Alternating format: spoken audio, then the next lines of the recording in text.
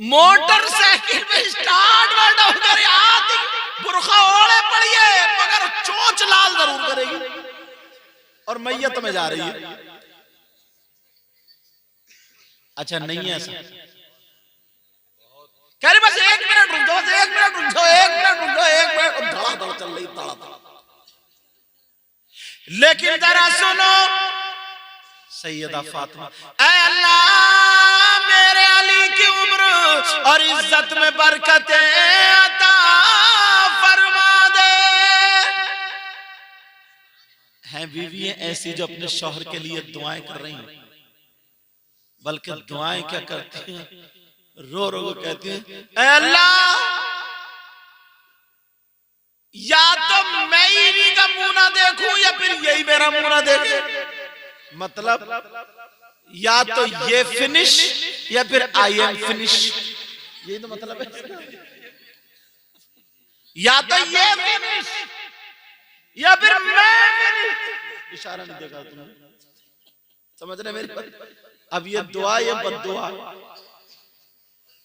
अच्छा बात आदमी भी बहुत दुखिया रहा, एक बेचारा कमजोर आदमी था, बीबी बहुत मोटी थी, जरा लड़ाई हो बीबी कमर पर रख के पटकी मार दे, बेचारा बड़ा तो बोले हजरत, कई मियाओं के पास गया, बोले ऐसा ताबीज दे दो हजरत बस बीबी कब्जे में आ जाए। बोले क्या मतलब? बोले हर हफ्ते पटकी लग रही है। बोले पटकी लग रही है, वो समझते शायद कोई हवाई असर होगा, क्या पटकी? बोले क्यों पटकी क्यों खा रही है? बोले खा नहीं रही है, खिला रही है। अगर कुछ बोलो उसको एक ही दाव याद है, पकड़े कमर पर रख के मार दे बड़ा, यही दाव। तो वो तो अच्छा हुआ, वरना उसे मियाँ को पता नहीं चला, वरना कब्जे के चक्कर छोड़ो बचता मियाँ भी नहीं। ऐसे हालात, इतना कमजोर था बेचारा, न सोचा ना क्या करूं, आ जाओ। वो हिंदुस्तान की ठंडी नहीं लग रही आज, जर्सी पहन गया, ठंड का मौसम भी है। तो अब उधर वो करे, बोले या अल्लाह या तो तुम मुझे उठा ले या फिर इसे उठा ले, ये कहने वाला तो बोले या अल्लाह या तो मुझे उठा ले या फिर बीवी बोली या फिर, तो बोला या फिर भी मुझे उठा ले। मतलब दोनों तरफ से खुद ही है, अपने हालात संभालो। सैयदा फातिमा कहने लगी मेरे सरताज नहीं, मैं नहीं जा सकती। हजरत अली कहने लगे फातिमा तुम्हें जाना होगा, तुम्हें जाना होगा, तुम्हें जाना होगा। सैयदा फातिमा शौहर का कहना जरूर मान दी, रोती हुई जा रही है, दरवाजे पर पहुंच गई, रो के कहने लगी मेरे सरताज मुझे बुला लो। अली घर में रोते हुए रह गए, फातिमा चलती चली जा रही है। उधर मेरे नबी को पता चला बेटी अपनी दामाद की शिकायत करने आ रही है, मेरी बेटी दामाद की शिकायत करने आ रही है। मेरे नबी ने दरवाजा बंद कर लिया। ओ लोगों तुम अपनी लड़कियों को गलत शय देते हो कि फोन कर दिए मैं आ जाऊंगा, दबिए मत मैं हूं तेरे पीछे से। उधर मेरे नबी को देखो दरवाजा बंद कर लिया है, किसी की बेटी ऐसी। अब गई रब्बिका, अपने रब के लिए नमाज पढ़ो, वनहर और कुर्बानी करो। इस कुर्बानी में अकीका भी आ जाता है। कुरान की दूसरी आयत यअमलू आल दाऊद शुक्रा, सुभान अल्लाह, सुभान अल्लाह।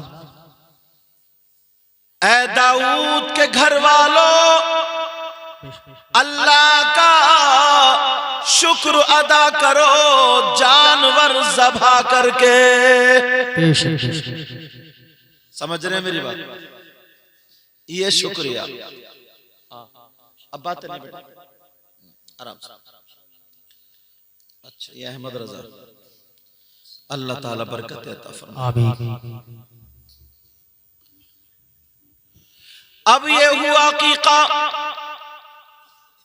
अगर लड़का है तो उसके दो हिस्से और लड़की है तो उसका एक हिस्सा। हिस्सा क्या है ये बता दो। अगर बकरा करेंगे तो लड़के के लिए 2 बकरे और लड़की के लिए 1 बकरी। अगर इतना नहीं है, एक भी अगर कर दो तब भी कुर्बानी हो जाएगी, तब भी अकीका हो जाएगा, कुर्बानी नहीं अकीका। समझ रहे मेरी बात? मगर जो तरीका वो बता दूं, अल्लाह के रसूल सल्लल्लाहु ताला अलैहि वसल्लम इरशाद फरमाते हैं, कुल्लु गुलाम रहीलतुन बिअक़ीक़तिही।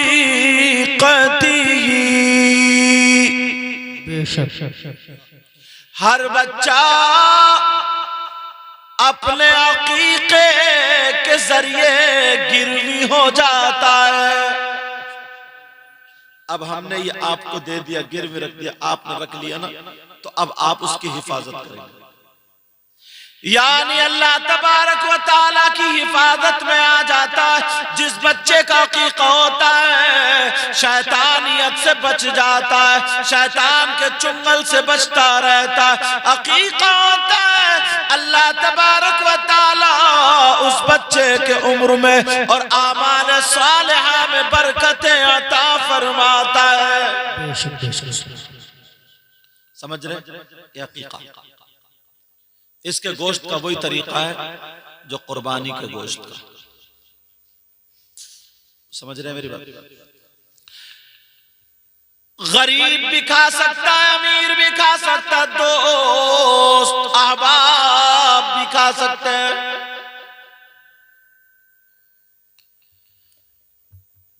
अकीका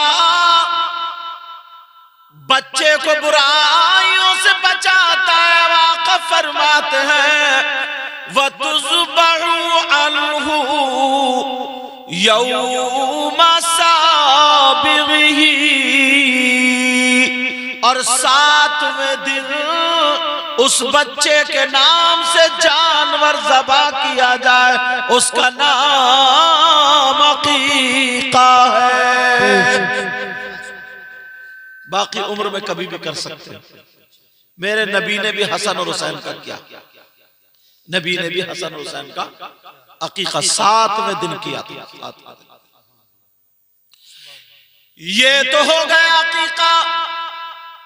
और कई कई होती है बर्थडे, जिसको क्या बोलते हैं बर्थडे।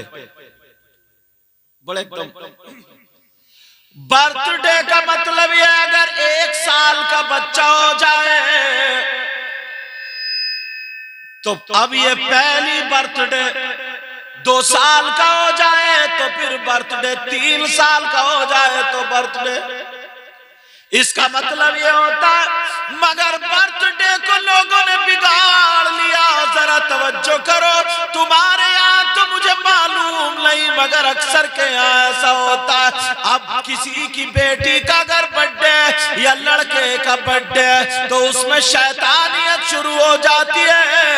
एक कैमरे वाले को बुलाया जाता है, 5-5, 4-4 हजार रुपए में वो कैमरे वाला बहन बेटियों के फोटो खींच रहा है। लड़कियां उसके सामने फोटो खिंचवा रही हैं, बहुएं सामने खिंचवा रही हैं। जी लड़कियों को छोड़ो, अधेड़ उम्र की कत्था चूना लगा के वो भी वीडियो वाले के सामने खड़ी है, बस ताकि फोटो आ जाए। एक कमरा सजा लिया, ऐसे फुकने लगा लिए, रिबन लगा लिए, सब कर लिया, हो गया बर्थडे। समझे? और कई कई और आगे बढ़ गए। अब केक लाया गया, उस पे लिख दिया गया और केक के साथ में चुरी दे दी, उस बच्चे से कटवाई जा रही है। बुढ़िया बूढ़े, बुढ़िया बुढ़े भी हाथ में हाथ डाल करके अब कूले मटका रहे, नाच रहे और हैप्पी बर्थडे गा रहे हैं, नाच रहे। इसका नाम बर्थडे रखा है। दिखा दोगे कोई सी किताब में? सब यहूदियों के तरीके। हाँ मैं बताऊं इस्लामी तरीका क्या है, अगर इजाजत हो तो बता दूं, क्योंकि ये मौका ऐसा है ना, बहुत वैसी तकरीर नहीं की जाएगी आज कि साहब तुम्हें हदीस सुनाओ, तुम्हें यूं करो, ऐसा करो, वैसा करो। जितना अल्लाह मुझे तौफीक देगा कोशिश करूंगा कि इसी इस्लाह पर बोलने की कोशिश करूं, इन बातों पर। कभी कभी मौका आता, कोई नहीं देखता जवान जवान बैल बेटिया लोगों, एक तो गुनाह वो होता वैसे ही करता है, और एक वो है जो रुपये पैसे दे करके गुनाह खरीद रहा है, गुनाह खरीद रहा। अब फोटो खिंच रहे हैं, दादी अम्मा भी दांत चिलका रही है और दादा अम्मा भी मुस्कुरा रहे हैं, पैसे पड़े पड़े कमर में दर्द हो रहा, मगर एक के भी समझ में नहीं आ रहा इस्लामी तरीका क्या है। लोग सुनो, अगर बर्थडे करना है तो मैं बताता हूँ, कम से कम 11 मिस्कीनों की, गरीबों की दावत कर दो, अच्छा अच्छा खाना बनाओ, मदरसे के बच्चों को बुला करके कुरान खानी कराओ, इमाम साहब को बुला करके या अच्छे आलिम रब्बानी को बुला करके फातिहा पढ़वा करके उस बच्ची या बच्चे की उम्र के लिए, अच्छाइयों के लिए दुआ करा लो, अल्लाह ताला उसकी उम्र में बरकतें अता फरमा, ये दुआ करा दो और गरीबों को खाना खिला दो, उसमें मेहमानों को भी खिलाओ, ये सही मानों में बर्थडे। मगर लोग कहां, लोग नहीं देखते, असली चीज को नहीं देख पाते। बताओ कितनी खुराफातें होती। और थोड़ा सा आगे बढ़ो, पता चलता चला जाएगा, पता चलता जाता है। एक ये निकला, अगर इन छोटी छोटी चीजों से ना खर्च बचाओगे तो तुम्हारे पास अच्छे खासे पैसे बच जाएंगे, मगर काफी खर्च करते हो। अगर खर्च करो तो ऐसा करो ना बच्चों के काम में आ जाए। बात नहीं बेटा, लेकिन जरा तवज्जो करो, गौर करो। शादी होती है ना, शादी पहले खाली शादी होती थी, अब तो एक शादी में 10 प्रोग्राम ऐड कर दिए, 10 प्रोग्राम बढ़ा दिए। क्या है? मेहंदी, क्या है? हल्दी, क्या है? माइयों, क्या है? मुंह दिखलाई, क्या है? सलामी, क्या है? निकाह। और भी एक आध दो होंगे तो मुझे पता नहीं। एक शादी में इतने खर्चे बढ़ा दिए, इतने खर्चे का मत पूछो। एक जगह हम गए जनाबे वाला, तो सारे के सारे लोग, बुढ़िया बुढ़िया बुढ़े भी सबके सब पीले कपड़े पहने पड़े। पहन का इन्हें क्या मुसीबत हो गई यार, आज सब पीलिए बने पड़ रहे हैं। पता चला तो हल्दी थी, हल्दी। मैंने कहा देख कब्र में पहुंच तेरी हल्दी निकाल दी जाएगी, इतना मारा जाएगा समझे। और हल्दी में क्या हो रहा? या माइयों का मतलब क्या? मेरी बहनें बैठी हैं, समझ लें। पहले बताऊं, ये तरीका है माइयों बिठाने का, मैं तरीका बताऊंगा। माइयों का मतलब क्या? माइयों समझ रहे हो? हाँ तो जानते, लड़की को शादी से पहले बिठा देते। माइयों का मतलब यह होता है, शादी से 5 दिन पहले लड़की को काम काज से रोक दिया जाता। एक जगह बैठो, कहीं बाहर नहीं जाओगे, आराम करो। समझ रहे मेरी बात? क्योंकि तुम्हें कहीं जाना होता तो पहले कपड़ों पे प्रेस करनी होती, कपड़े देखना होते हैं। घर बसाना आसान नहीं है। वो जो लड़की जिसकी शादी होगी वो जा रही है, मालूम है तुम्हें? अपने बाप को छोड़ के जा रही है, माँ को छोड़ के जा रही है, भाई को, और 1-2 दिन के लिए नहीं, जिंदगी भर के लिए छोड़ के जा रही है।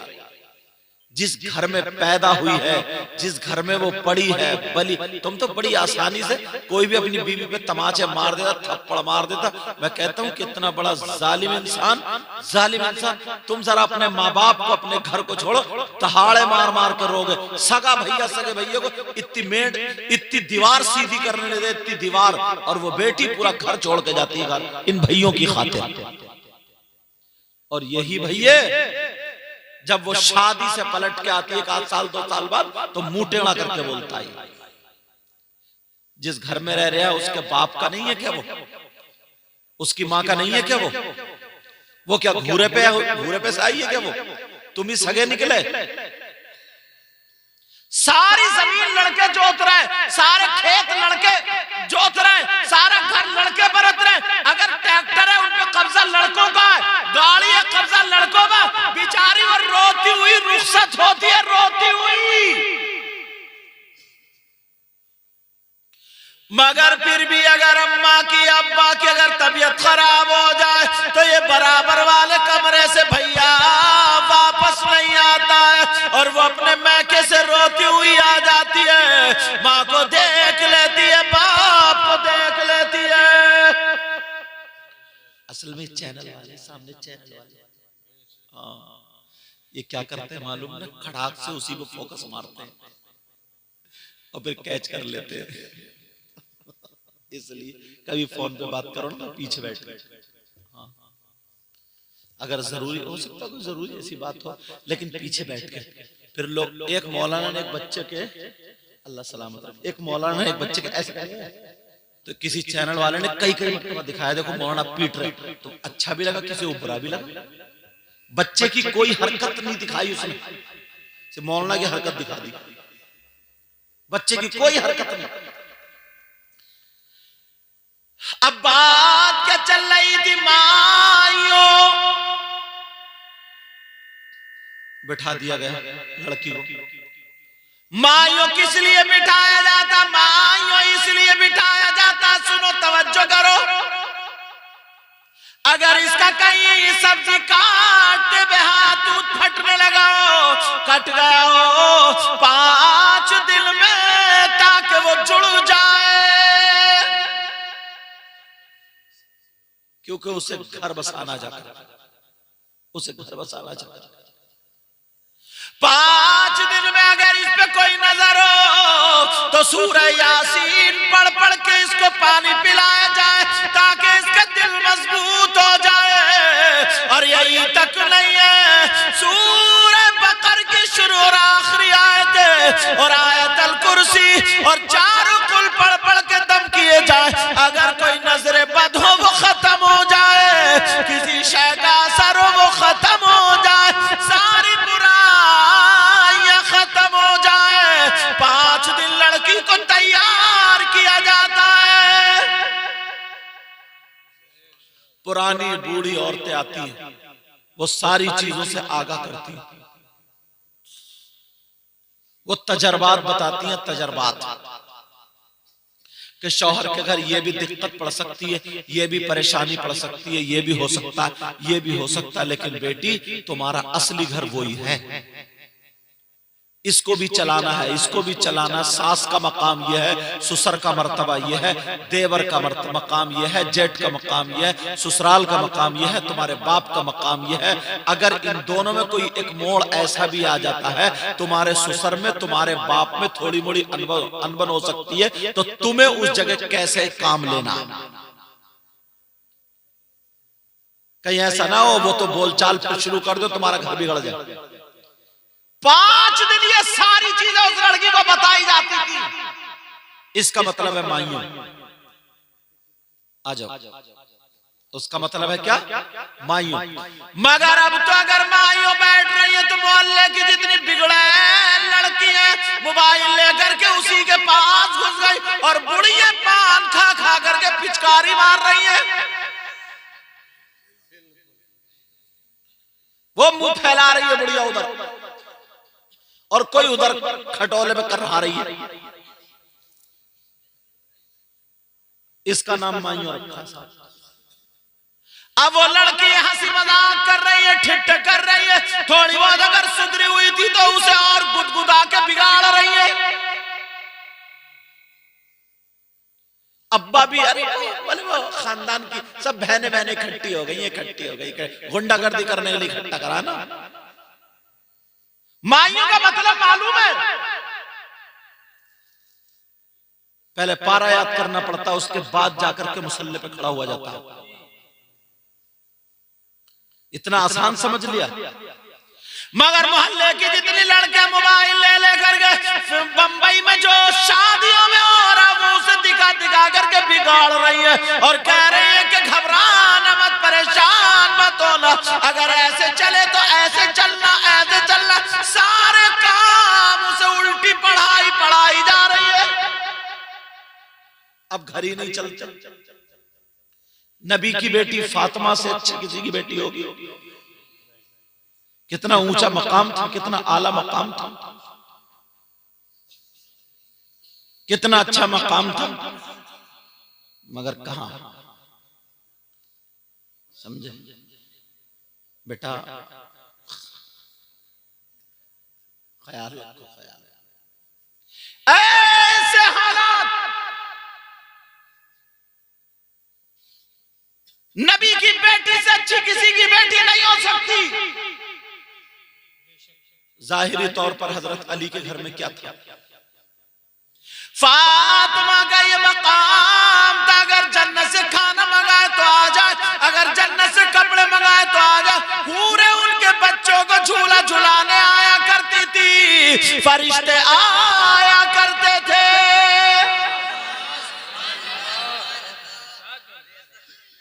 मगर कहां? और आज हजरत अली के घर में क्या मिला? 2-2 दिन से भूखी है, 3-3 दिन से भूखी है, वो तो निकल के दूसरे दिन चली जाती। मगर बाप ने ये कहा था, बेटी जा तो रही है, अब मुझसे ज्यादा तुझ पर तेरे शौहर अली का हक है।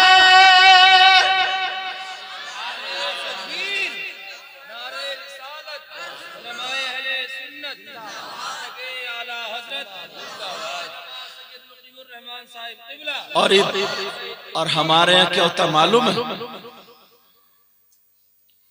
चढ़ा के भेजती हैं, चढ़ा के कहती हैं वो जो तेरी सास है ना बहुत तेज है, तेज, और तेरा ससुर है वो बड़ा नेता बनता, नेता, कब्जे में मत ये किसी के भी तू, अगर जरा भी कोई बात हो ना तो मुझे फोन कर दिए, बस हल्की फुल्की बात हुई, किचन में जाकर कर कुचर पुचर कुचर पुचर कर दी, और अब्बा मोटरसाइकिल लेके वहीं खड़ा। इससे ये पूछो कि तूने बेटी का घर बसाने भेजा या जंग करने भेजा? क्यों करी ये शादी? हर घर में थोड़ी मोड़ी होती है। सैयदा फातिमा एक दिन नमाज पढ़ रही थी, कब कपाने लगी, नकात 2 दिन से कुछ खाना खाया नहीं था, उठा नहीं जा रहा था संभल के।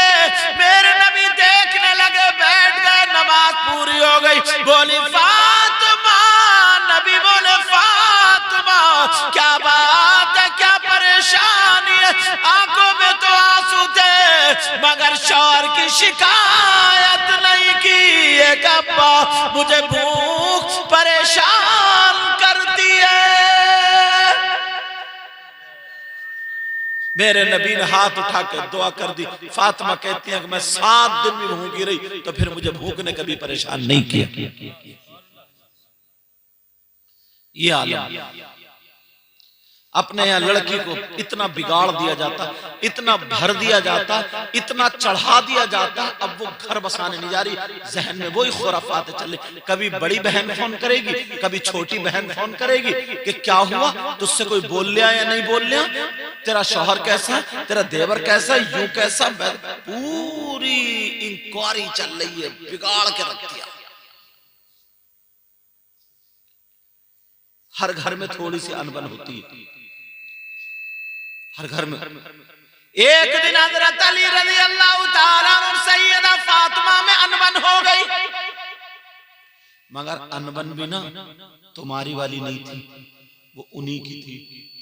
तुम्हारी वाली अनबन होती है तो माँ की गाली, बहन की गाली, नानी की गाली, दादी की गाली, पूरे शजरे को गाली, और बात इतना बदतमीज है, लठ फेर देता, लठ कमर तोड़ देता, कमर तोड़, इतना मारता बीवी को। मगर मेरी बहन भी बात इतनी बिगड़ी हुई है, जब तक महीने में इसकी सर्विस ना हो जाए ना, ये भी ढंग से चलती नहीं है।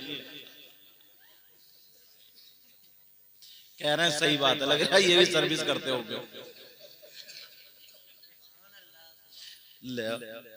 ये कह रहा है सुभान अल्लाह, मतलब ये पता ही नहीं है कहाँ सुभान अल्लाह कहना, कहाँ नहीं, ये सर्विस पे सुभान अल्लाह कह रहा है। एक गांव में आरिफ भाई नए सदर साहब, मुनाजिर भाई तो याद होंगे, नए सदर साहब बने थे। अब उन्हें सदर साहब को कुछ मालूमात नहीं थी ज्यादा, तो लोगों ने कहा ना कि तुम, बोले मैं सदर हूं, बोले हाँ, बोले क्या करना, बोले बस तुम सुभान अल्लाह कहते रहिए, सुभान अल्लाह, बोले ठीक है। अब उन्हें आगे बिठा दिया सदर साहब को। अब मौलाना साहब तकरीर कर रहे थे, तकरीर करते करते मौत की बयान आ गए, बोले फुला साहब की अम्मा का इंतकाल हो गया। सदर साहब 10 का नोट देके बोले सुभान अल्लाह। बताओ इस सदर का क्या होगा? जरा सोचने की बात है, गौर करने की बात।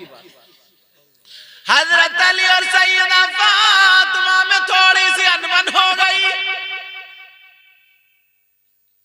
थोड़ी सी बात फातिमा को ये लगी, अली ऐसे नहीं कहते, ठीक है। अली उधर बैठे, फातिमा इधर बैठी। अब सैयदा फातिमा ने थोड़ा छेड़ना चाहा, मियां बीबी आई, हजरत अली बैठे थे, फातिमा खांसी, अली ने देखा ही नहीं, ऐसे कर बोले अस्सलाम वालेकुम। हजरत अली ने जवाब दिया वालेकुम सलाम, मगर नजरें नीचे ही रखी। फिर फातिमा बोली अस्सलाम वालेकुम। हजरत अली बोले वालेकुम सलाम। फिर तीसरी मर्तबा फातिमा बोली अस्सलाम वालेकुम। हजरत अली ने देखो पर फातिमा क्या बात है, सोचा अली थोड़े से डर गया, अब थोड़ी और बात बढ़ाऊं। सैयदा फातिमा कहने लगी मेरे सरताज, इजाजत लेने आई हूं। अच्छा, ये इजाजत भी इतने माना में चल रही है आजकल, एक मौलाना लोगों में भी इजाजत चल रही है। जलसा हुआ, अच्छा भाई हम जा रहे हैं, लाओ इजाजत दो। इजाजत का मतलब है लिफाफा।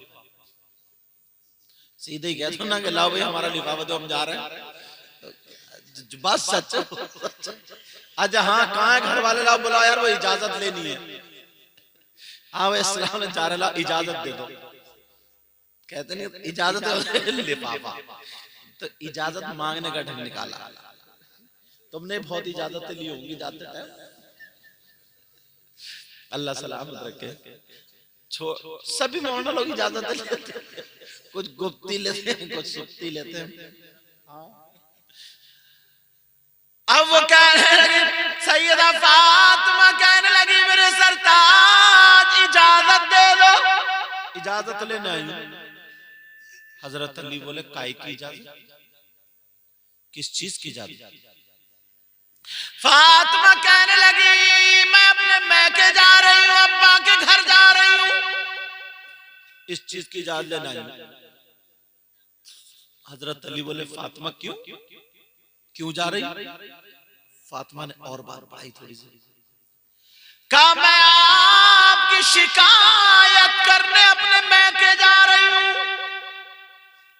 अरे अब यहां से रुख बदल गया, शिकायत करने जा रहे। हजरत अली बोले फातिमा मेरे आका से तुम इजाजत, मेरे आका से मेरी शिकायत करने जा रही हो? नबी तक अगर मेरी शिकायत पहुंची तो मैं तो खत्म हो जाऊंगा।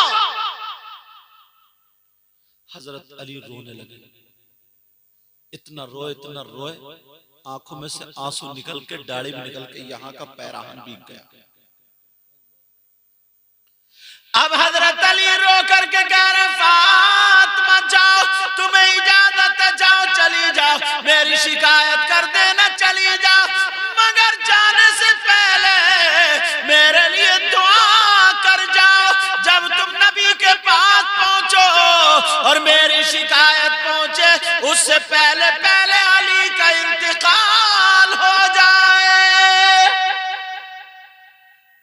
फातिमा भी कांप गई।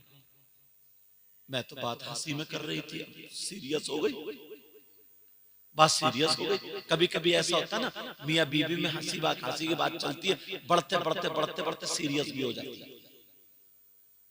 जाती है, अरे ना कोई बात ना कुछ, कोई ना कोई उधर से उसने उल्टी कह दी तो हमें बुरी लग गई, हमने कुछ उल्टी कह दी तो वो तो उल्टी चल पड़ी। और वैसे भी बीवी ज्यादातर उल्टी चलती हैं। अरे बोलते क्यों नहीं, ज्यादातर बीवी उल्टी चलती है, सीधी तो बहुत कम चल, उल्टी अगर समझाओ तो सीधी चलेगी।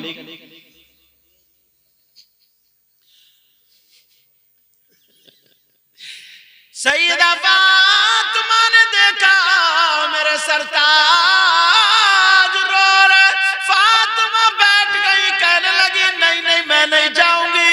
कहा नहीं मेरे सरताज मैं नहीं जाऊंगी। हजरत अली कहने लगे फातिमा जाओ और मेरे लिए दुआ कर दो। फातिमा ने अपना आंचल उठा और दुआ कर दी, ऐ अल्लाह मेरे अली की उम्र और इज्जत में बरकतें अता फरमा दे। बीबियां दुआएं करती अपने शौहर के लिए, दुआएं क्या करेंगे जब मैं कभी नहीं करती अपने शौहर के लिए।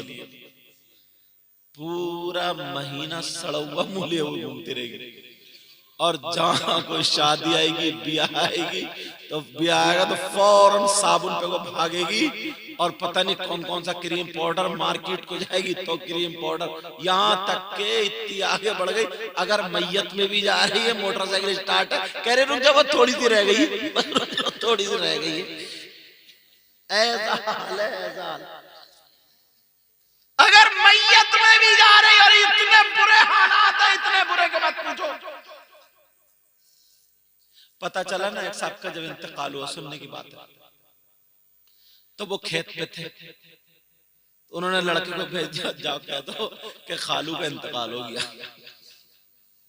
ये नहीं सुनाऊंगा, बहुत वायरल हो गई, खालू मर गए, ये बहुत चल रही, इसको छोड़ दो। फातिमा रोती हुई जा रही है, उधर हजरत अली रो रहे हैं। फातिमा दरवाजे पे पहुंची तो दरवाजा बंद, अब नबी अंदर, और ये बेटी वो है मालूम है, जब फातिमा आती थी ना तो नबी अपनी फातिमा के लिए खड़े हो जाते थे, खड़े। पूरी दुनिया आका के लिए खड़ी और आका फातिमा के लिए। एक मर्तबा फातिमा को देखा, देख के मुस्कुराने लगे। फातिमा बोले अब्बा जान मुझे देख के मुस्कुरा क्यों? कहा बेटी मैंने जन्नत की हूरें देखी है, मगर मेरी इस फातिमा का जवाब एक भी नहीं। एक दिन सीने से लगा के बोले बेटी पूरी दुनिया को सुकून तुम्हारे बाबा से मिलता है और तुम्हारे बाबा को सुकून उनकी बेटी फातिमा से मिलता है। उस बेटी के लिए दरवाजा बंद। सैयदा फातिमा दरवाजे पर पहुंच गई, दरवाजा बंद, धकिया, दरवाजा नहीं खुला, क्या बात? दरवाजा खटखटाया, कहा अब्बा जान दरवाजा खोलिए। नबी नहीं बोले, दोबारा फिर कहा अब्बा जान दरवाजा खोलिए। तीसरी मर्तबा फिर कहा, अंदर से आवाज आई, नबी ने फरमाया कौन है दरवाजे पर? यार नबी फरमाते मेरी बेटी फातिमा जिस गली से गुजर जाए, कुछ देर के बाद मैं जाऊं ना तो वहां की हवा सूंघ के बता देता हूं मेरी फातिमा इधर से गुजरी है। आहट से नबी बता देते, और आज आवाज नहीं पहचान रहे क्या? ये उन बापों को नसीहत है जो अपनी बेटी को घर बिगाड़ने के पूरे पूरे पूरे पूरे काम करते हैं। उन माओं को नसीहत है, माओं को, तुम 10-10 लाख रुपए का जहेज तो दे देते हो, मगर बेटी को 2 टाइम की तरबियत नहीं देते हो। तुम गाड़ी दे देते हो, मोटरसाइकिल दे देते हो, खाना पूरे गांव को खिला देते हो, बड़ी से बड़ी शादी कर देते हो, अल्लाह तुम्हें और अता फरमाए, मगर तुम बेटी को जो खास मामला था वो सिखा करके नहीं भेजते। अब कहने लगी अब्बा जान दरवाजा खोलिए। नबी बोले कौन दरवाजे पर? फातिमा बोले अब्बा जान मैं आपकी लख्त जिगर नूरे नजर फातिमा हूं। नबी बोले फातिमा? कौन फातिमा? अरे जैसे जानते नहीं। कहा कौन फातिमा? जब इतना कहा तो फातिमा अलग, अरे बाबा पहचाना नहीं मुझे? अब्बा जान मैं आपका दिल का टुकड़ा, मैं वो फातिमा हूं जिनके बारे में आपने कहा मेरी बेटी जन्नती औरतों की सरदारा है, सरदारा। कौन सरदारा, कौन फातिमा, कौन दिल का टुकड़ा, कौन लगते जिगर? तीसरी मर्तबा फिर का बजान, मैं इमाम हसन की मां फातिमा हूं। किसकी मां? इमाम हसन। मित्र तवज्जो दो, हसन की मां फातिमा। अच्छा, हसन की मां फातिमा? मगर मेरे नबी ने दरवाजा नहीं खोला। नबी ने फिर फरमाया कौन हसन, कौन हसन, कौन फातिमा? जब इतना कहा तो फातिमा के पांवों के नीचे की जमीन निकल गई और रोने लगी, रो करके हिचकियां लेने लगी। और नबी की बेटी फातिमा कह रही है, ओ मेरी बहनों सुनो, ओ भाइयों सुनो, जो अपनी बेटियों को गलत शय दे करके घर तुड़वाते हो। फातिमा बोली अब्बा जान, मैं हुसैन की मां फातिमा हूं। नबी बोले कौन हुसैन, कौन फातिमा? मेरे नबी जुमे के दिन खुतबा पढ़ रहे थे, हुसैन आए, हुजरे से गिर गए, नबी ने खुतबा रोक दिया, जाकर के हुसैन को उठाया। और आज कह रहे हैं कौन हुसैन? संभल के बैठो बेटा, इधर आओ, पीछे हजरत के पीछे, इधर आओ हजरत, अदब सीखो। कौन हुसैन? तवज्जो रखो जरा मेरी तरफ। मेरे नबी नमाज पढ़ रहे, हुसैन सजदे में, नबी सजदे में, हुसैन पीठ पे आकर के बैठ गए। नबी ने सजदे को लंबा कर दिया, सजदे से सर नहीं उठाया। इतना ख्याल अपने नवासे का। आज कह रहा कौन हुसैन? बहुत बड़ी बात है, बहुत बड़ा सबक। दश्ते बला को अर्श का, ना ना तुम तो बैठे रहो, तुम सुभान अल्लाह क्यों कहोगे? तुम तो आराम से ऐसे बैठे रहो, सारी भाई बैठे आराम। तुम सुभान अल्लाह क्यों? सुभान अल्लाह भी मैं ही कहूंगा, नात भी मैं ही पढ़ूंगा, तकरीर भी मैं ही, और बाद में इजाजत भी मैं ही लूंगा। तुम समझ में आया तो ऐसे कर दियो। अरे बोलते क्यों नहीं सुभान अल्लाह? अब भी लगा।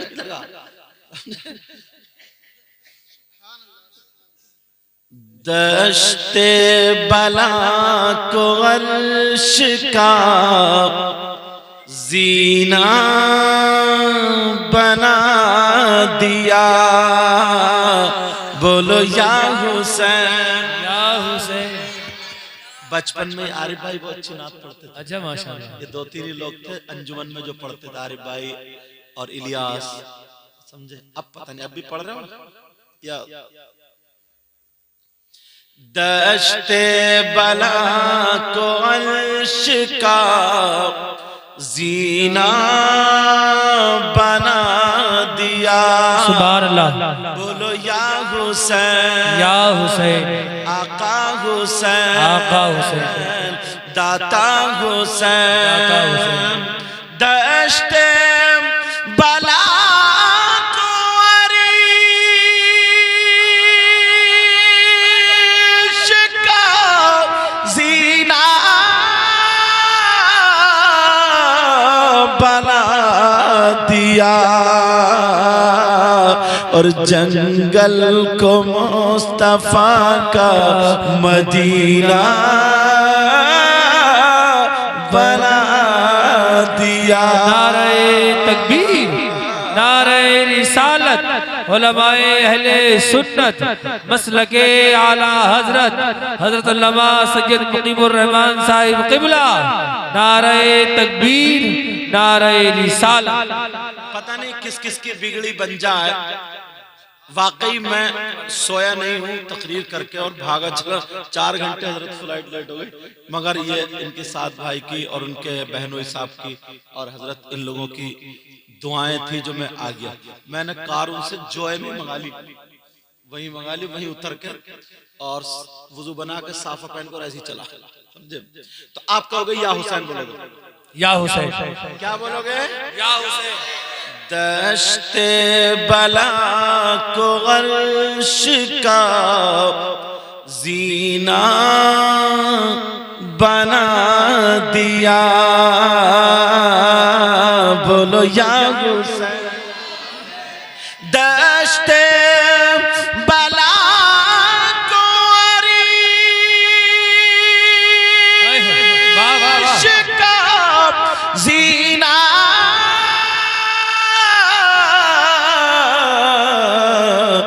बना दिया।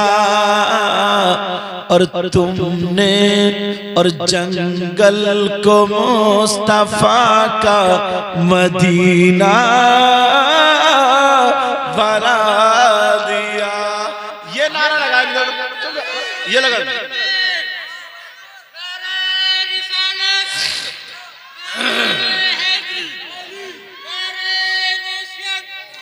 दश्ते बला को अर्श का जीना बना दिया। और जंगल को मुस्तफा का मदीना बना दिया। बोलो या हुसैन, आका हुसैन, मौला हुसैन, दाता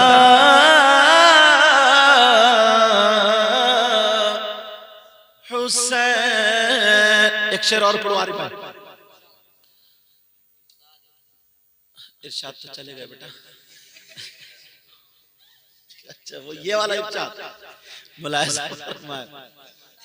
हाँ, हर जर्रे को तवज्जो है ना, हर जर्रे को नजफ का नगीना बना दिया।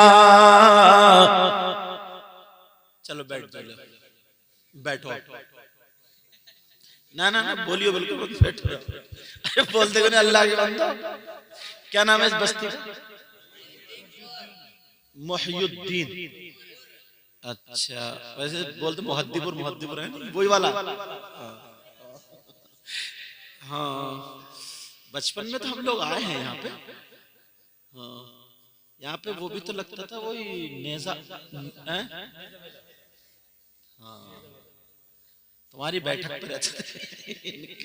हाँ, इस गांव में हम लोग छोटे छोटे थे, बचपन में जब पढ़ते थे संभल, तब आए हैं आरिफ भाई के साथ में। अरे इजाजत दे रहे हो क्या? हर जर्रे को नजफ का। अम्मी है आपकी? अरे भाई अम्मी है? नहीं, अब्बू दोनों। अल्लाह ताला उनकी मग़फ़िरत में, बहुत अच्छी आदत। हम जब छोटे छोटे थे तो जितने लड़के थे, बच्चे थे, हम सब लोग यहाँ पे आते थे। मेला लगता था, ऐसा लगता था छुट्टी होती, छुट्टी दिलाने का काम ही नहीं खत्म रहता था कारी जमील साहब से। हम सब लोग तो बड़ी प्यार से, बड़े मोहब्बत से खाना खिलाते, बड़ी प्यार से। उनके वालिद साहब भी और इनकी वालिदा भी। पाखड़ा का पेड़ खड़ा था, अभी है क्या? पाखड़ा। मैं अपने बचपने की बातें याद आ रही हैं तुम्हारे गांव में। अब मुझे पता चला ये वो मुहद्दिपुर है भी। हाँ, लेकिन मुझे लगता है कम से कम 25 साल हो गए, 20 साल तो 25 साल हो गए। हाँ, 25 साल पुरानी बात। छोटे छोटे थे हम लोग तब की बात है। आपका ये मुहद्दिपुर इसको बोलते थे, ये वो वाला।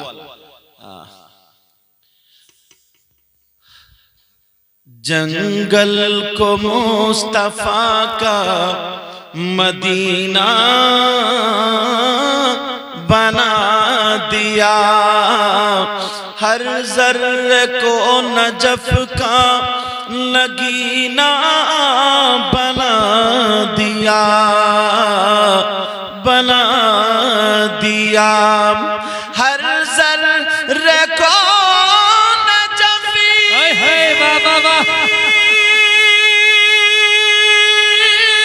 का नगीना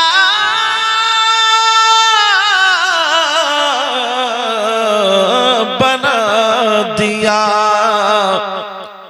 और तुमने हुसैन,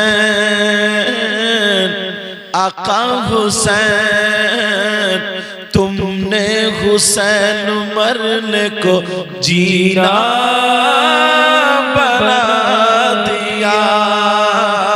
बोलो या हुसैन, आका हुसैन, तुमने हुसैन मरने को जीना बना दिया। और जंगल को मुस्तफा का मदीना बना दिया।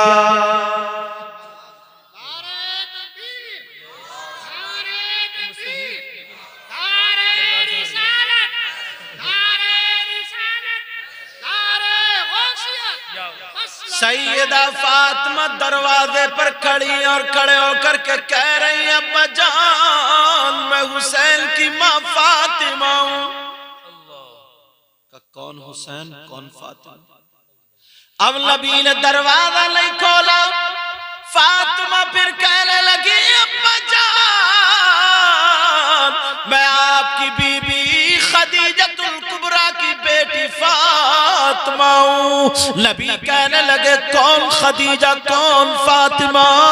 अब आखिर में फातिमा इतना रोई हिचकियां बन जाती है। ओ मेरी बहनों सुनो, अगर तुम्हारी ससुराल में कुछ अनबन हो जाए तो अपने बाप से शिकायत नहीं, अपने शौहर की इज्जत का भरम रखो। घर चलाओ, घर चलाओ। अब तुम्हारे बाप का तुम्हारा घर नहीं है, तुम्हारे शौहर का तुम्हारा घर है। अब जरा सुनो, फातिमा दरवाजे पर खड़े होकर के रो रही है। हसन का वास्ता दिया, हुसैन का वास्ता दिया, अपना भी बताया।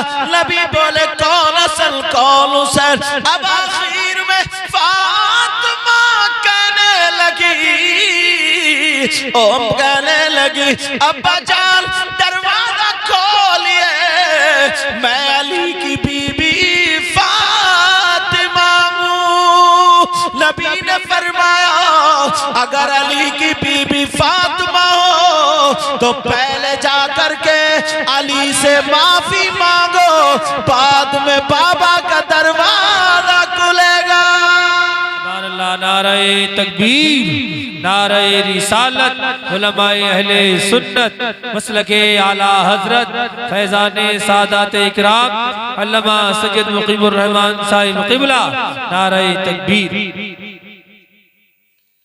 यार मेरे नबी अपनी बेटी को कैसी तरबियत दी है, और फिर मेरे नबी ऐसे मेरे नबी को हजरत आमना ने पाला, हजरत हलीमा ने दूध पिलाया। इजाजत है, शेर सुनो। इसलिए हलीमा हम क्या कहने वाह वाह, तुम पे नाज करते हैं। सुभान अल्लाह, सुभान अल्लाह। इसलिए हलीमा हम तुम पे नाज करते हैं, इसलिए हलीमा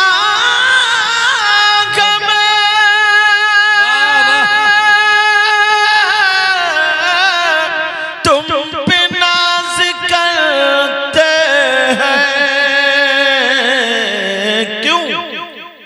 तुमने दोनों आलम के बादशाह को पाला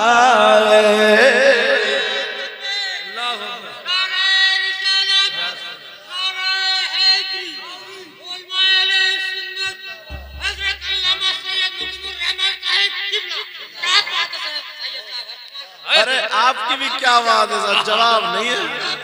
अरे माशाल्लाह, पूरे गांव में अकेले ही बंदे ने बहारें पैदा कर दी। ये ओ अहमद रजा के नाना है, ये उनके वालिद साहब हैं। वो लड़का भी हमसे बड़ी मोहब्बत करता है, परियावली मोहम्मद साद, उसने अपने यहाँ बुलाया था। अभी भी उन्हीं के जरिए दावत, मुझे क्या पता है हमारा पुराना गांव निकलेगा।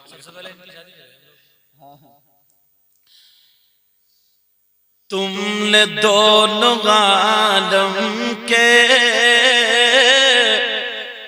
बादशाह को पाला है। अगर नारा लगाओगे ना तो एक पलट मारता हूँ शेर के नारा, अभी नहीं बाद में लगाई, पहले पलट सुनो। इसलिए हलीमा हम तुम पे नाज करते, क्यों? तुमने, तुम्हारा मैक भी बड़ा लाजवाब है यार, वाकई बहुत प्यारा बोला। कहाँ कहाँ सैफ कचरा, अच्छा सैफ का सराय, मैं समझा सैफ कचरा। हाँ हाँ सैफ का सराय, सैफ आया। वाकई जबकि मैं बहुत थका हुआ हूँ, बता नहीं सकता मैं, मगर तुम्हारा मैक क्लियर चल गया। इसलिए हलीमा हम तुम पे नाज करते हैं, तुमने दोनों आलम के बादशाह को पाला है। पलट सुनो। ज़ाहिरन हलीमा ने मुस्तफा को पाला था। ज़ाहिरन ज़ाहिरन हलीमा ने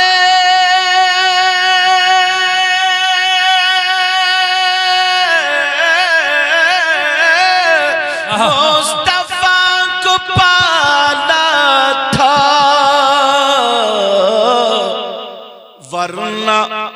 वरना खुद हलीमा को मुस्तफा ने पाला है।